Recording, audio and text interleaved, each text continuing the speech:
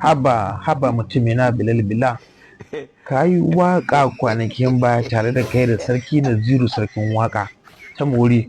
Waƙa ta yi daɗi, kowa ya yaba. To amma wannan karon kuma ka zo ka yi wata waƙa.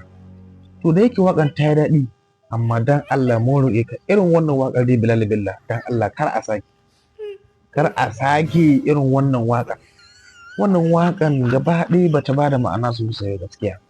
Bilal Bilal a taimaka, jama'a ku bari in saki muku wannan bidiyon ku kalla. To waƙan nan da Bilal Bilal ya kwanakin nan, gaskiya waƙan nan wallahi ta yi, amma dai kar a sake. Bilal Bilal kai haƙuri. Gaskiya ba magana wai komai ba, a'a wannan waƙar kar a sake dan Allah dan Annabi. Irin ta dai kar a sake. Jama'a ga waƙan nan kamar haka, so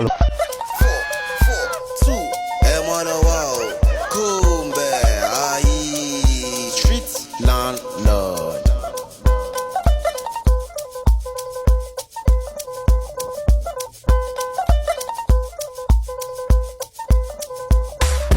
Koina muje mun bar makiya suna guje mu tara arziki irin na Dangote.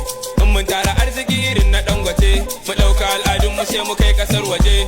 Babu giya babu neman mata, bana tsafi bana tata, duk wani bala'i bana fata, ni ne dan faida da sabon shalan. Ya akai ya za a yi malam, ya akai malam, ya za a yi.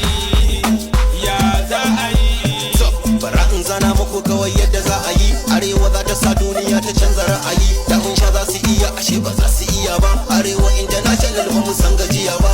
Da wane ba su canza kiɗa ba. Me amfanin zuwa na in ba dan rikita ba. Kaga cinnaka kawai da bai san na gida ba. Alili ya ali, mai anini ya nuna, mai ta tsine ya tsine, sai ta ganna ta bini. Aikin farin jini ne, mu kashe tsofi kullun sabon kuɗi ne. Ni na gansu na bar su, na fi san adadin su. Sauti na a gidansu, shin kaca a garin su.